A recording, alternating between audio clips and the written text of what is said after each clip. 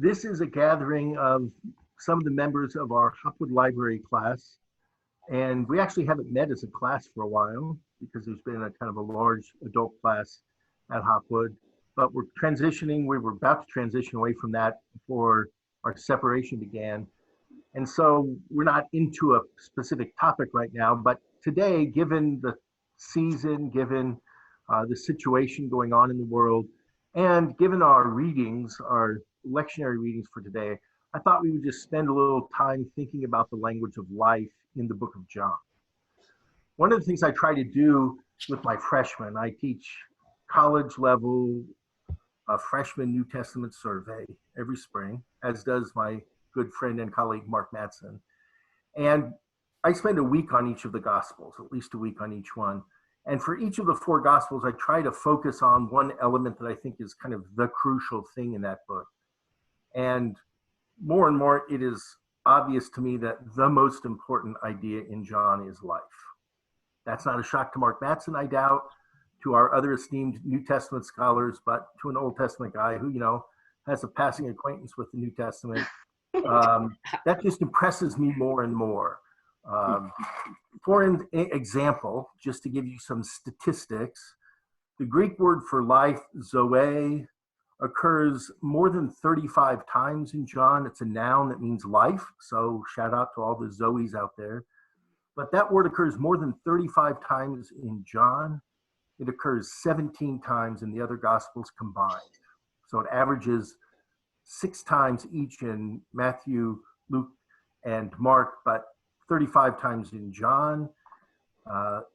The word incidentally, interestingly enough, occurs at least 11 times in the 5 chapters of 1 John and at least 15 times in the book of Revelation. 14 times in the book of Romans, to be fair, it does occur a number of times there. The phrase eternal life in John occurs at least 17 times, which is not insignificant. There are some verbs, for instance, the verb to live occurs in a number of forms in the book of John, more often than any of the other Gospels. We get phrases like living water, living bread, some phrases that we're used to. So just in terms of the occurrence of the word life, it is a strikingly important word in the book of John. But the most striking, to me, the singular passage that points to that the most comes near the end of John in chapter 20. John 20, verses 30 and 31. We give time for anybody who wants to pull up their apps and stuff. But John 20, 30 and 31, we won't delve into this today. We'll let our esteemed experts sometime inform us on this. It's possible John 20, 30 and 31 was the original ending of John, maybe, with chapter 21 appended later. It sure sounds like an ending, John 20, 30 and 31. Now, Jesus did many other signs in the presence of his disciples, which are not written in this scroll, but these are written so that you may come to believe that Jesus is the Messiah, the Son of God, and that through believing you may have life in his name. So here at the end of the book, the author of John tells us why he's writing the book. And he's writing the book especially focusing on the signs. Beginning in chapter 2, the author very self-consciously begins to point to signs, the sign of Jesus turning water into wine at the wedding feast at Cana, or the sign of raising the royal official's son, the sign of the multiplying of the loaves, and so on. We get these signs throughout John that are telling us, that are pointing us to realities about Jesus. And the author at the end of the book says, I've included these signs. Now there's a lot of others I could have included. I've included these so that you, the reader, will believe. You weren't there to see Jesus. You didn't get to touch the nail holes. You didn't get to watch him perform miracles. So I am testifying to you about these signs, these great things Jesus did, along with all the other things, including in the gospel, because my goal is that you will believe, whether that's somebody initially coming to faith or someone whose faith is deepened and enriched as they read the Gospel of John. The purpose of my writing to you is so that you will believe, and that believing you'll have life in his name. So the author tells us at the beginning, the reason I'm writing is that you will come to have life. Life. So with that kind of beginning, my question to our esteemed class here is, as you kind of reflect on what you remember and know about the book of John, where are some places in the book of John where the language of life or eternal life show up?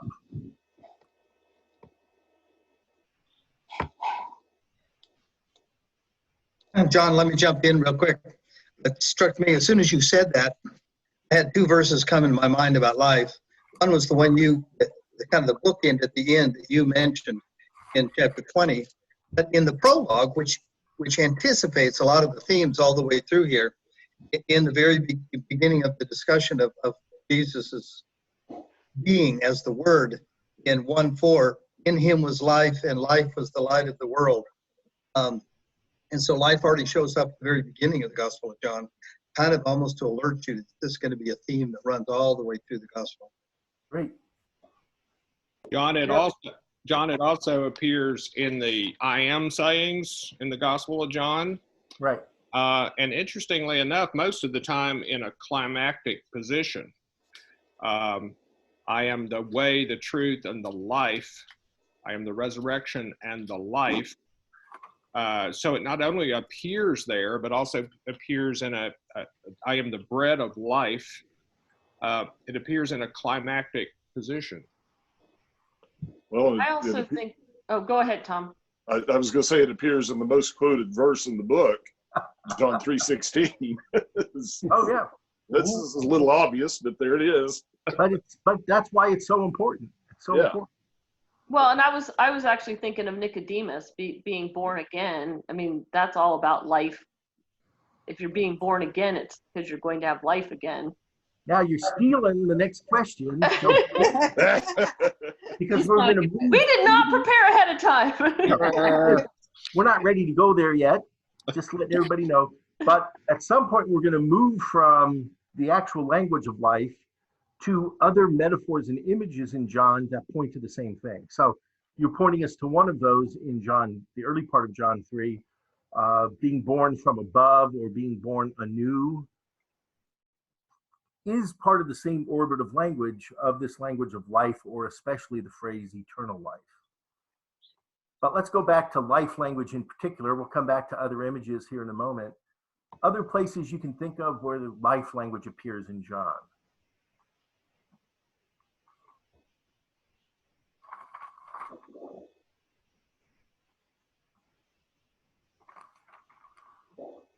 Well, that's okay. That's okay. That's a good start.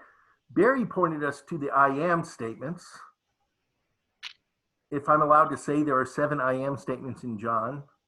There are at least 7 metaphors that are preceded with the words I am that are sometimes referred to by non-experts as the I am statements. Of those 7 statements, 3 of them include the word life. Barry's already pointed us to those.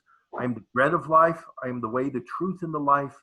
And I am the resurrection and the life. That's actually, what was the tip-off, the touchstone for this idea today to think about this. Jesus' statement regarding the death of Lazarus, who he's about to raise, as he says to Martha, I believe it's Martha, I am the resurrection and the life. We're going to come back to that passage because I think it's really important for us to spend a little time in that particular verse and the verse that follows. But 3 of the 7 I am statements contain the word life. And then I went back and took a look, and I can connect at least 3 of the other 4 directly to statements about life, which I thought was really interesting because I thought 3 out of 7 was a pretty good percentage. That's a nice batting average. But if I can make it 6 out of 7, the 7th I'll play with. But we have the statement, I am the light of the world in chapter 8. Jesus says, I am the light of the world. Whoever follows me will not walk in darkness, but will have the light of life. So there, very directly, light of the world is connected up with the idea of life. And there's a couple of other places where the light language is tied up to the idea of, life language is tied up to the idea of being in the light or not being in darkness. And I don't have those here, but there are a couple of those. In the passage in chapter 10, where Jesus says, I am the gate of the sheep. I am the gate of the sheep. That's John 10. 7. 10:7. I tell you, I am the gate for the sheep. All who come before me are thieves and bandits, but the sheep do not listen to them. I am the gate. Whoever enters by me will be saved and will come in and out and find pasture. The thief comes only to steal and kill and destroy. I've come that they may have life. So again, that life language is an integral part of Jesus' explanation of that image of being the gate for the sheep. And then a little later in chapter 10, verse 11, we get, I am the good shepherd. The good shepherd lays down his life for the sheep. And then there's a long, expansive discussion of I am the good shepherd. But later on in that context, in verse 28, Jesus says of the sheep whom the Father has given him, those who follow Jesus, he says in verse 27, my sheep hear my voice, I know them and they follow me. I give them eternal life and they will never perish. No one will snatch them out of my hand.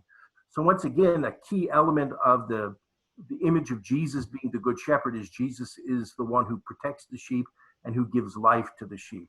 So I just thought it was really interesting that in at least 6 of the 7 I am statements, we get a direct reference to life, either in the statement itself or in kind of the explanation of it. The missing one is I am the true vine. There's not any vocabulary for life there. Now I can create vocabulary from like the word remain or abide in me. Those who abide in me produce fruit. And I suppose if one is cut off from the vine, one eventually dies. But there's no vocabulary, so I have to, hedge my bets a little bit on that. That's a pregnant pause if anybody wants to comment. John, I you were asking about general ones. There's one more. I had to look it up real quick before you jumped in there. At the very end of chapter 6, after the bread of life, that's one of the I am statements too. After the giving the bread and kind of the Eucharistic language in chapter 6, at the very end, a number of his disciples left him because the words were very hard. And Jesus asked his disciples if they want to leave also. And Peter's response is, where else would we go? You have the words of life. It's kind of the closest you get in John to the good confession, where Peter essentially is saying, you're the Messiah, you're the person we need to follow, because he uses the language, you have the words of life. Another example. Yes. John, I just wanted to mention we're at under 6 minutes. You mean we only have 6 minutes left? Yes. Okay. So I will jump to the key point that I want to make here, and we'll see how we do in our 6 minutes. Of those life statements, at least 17 times we get the phrase eternal life. For God so loved the world that whoever believes in God so loved the world that whoever believes in him will not perish but will have eternal life. And the presumption among a lot of casual readers of the gospel is that this refers to life after death.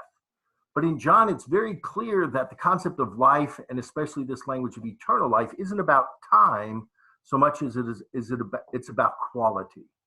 And I'm going to go back to the Lazarus passage in John 11, so I can say we talked about it, where I think this very point is made. And then we'll think about some of our other metaphors for life that I think express the same thing. I just think this is fabulous language in the book of John. So in chapter 11, where Jesus is confronted by Martha, who is saddened that her brother has died, Jesus was not there. In John 11, verse 21, Martha says to Jesus, Lord, if you'd been here, my brother would not have died. But even now I know that God will give you whatever you ask of him. Jesus said to her, your brother will rise again. Martha said to him, I know that he will rise again in the resurrection on the last day. And Jesus said, I am the resurrection and the life. Those who believe in me, even though they die, will live. There's a recognition that physically we're going to die. Check out Tim Ross's sermon from Hopwood this morning, a nice discussion of that at the beginning of the sermon. But everyone who lives and believes in me will never die. And I think there are two things going on here. That there is a recognition that we're destined to die unless Jesus comes back before then. But there is hope beyond that. There is resurrection. I think that's verse 25. But everyone who lives and believes in me will never, can I add the word really? Never really die. That we're talking about two kinds of death in this passage. A similar thing is said back in chapter 5. In chapter 5, we have similar kinds of language about life and death. Now, it's incumbent upon me to change Bibles where I have this carefully marked and can find it more quickly. In John chapter 5, verse 25, Jesus says, I assure you that the time is coming and is here when the dead will hear the voice of God's Son, and those who hear it will live. So there's some kind of coming to life that is present in the ministry of Jesus, that there are people who are dead, not buried in the ground, but they're dead. Can we say spiritually? That's the phrase. They're spiritually dead, but they come to hear the word of Jesus. They believe in him. Faith leads to life. That's what we have at the very conclusion in chapter 20, verses 30 and 31. I've written about these signs so that you'll believe, and that believing leads to life. Whoever believes in him has eternal life, John 3:16. I assure you that the time is here, the time is coming and is here when the dead will hear the voice of God's Son, and those who hear it will live. And then going down a few verses later, the time is coming. I know it's here somewhere. Which verse is it? Here it is, verse 28. The time is coming when all who are in their graves will hear the voice. Those who did good things will come forth to the resurrection of life, and so forth. So I think these two passages say basically the same thing, that there are kind of two dimensions of life that John is talking about here. There is life that transcends death and resurrection, but the real life, the focus of life that Jesus has come to bring is this eternal life. It's the quality of becoming spiritually alive or coming to know God through Jesus. One more, chapter 17, when Jesus begins to pray for his disciples, he says in verse 3, chapter 17, verse 3, this is eternal life, to know you, the only true God, and Jesus Christ whom you've sent. That the person who knows God through Jesus has come to life already. They have 1 minute warning, 1 minute warning. The 1 minute warning. Yes. So we have 40 seconds or so. The new birth language of John 3 is clearly like this kind of language of coming alive, of becoming spiritually alive. We have one or two more examples before our time runs out.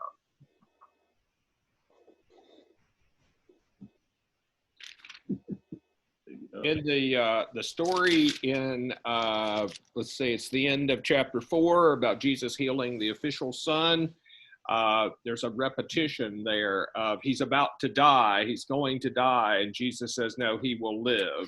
There's a lot of death life language in that story.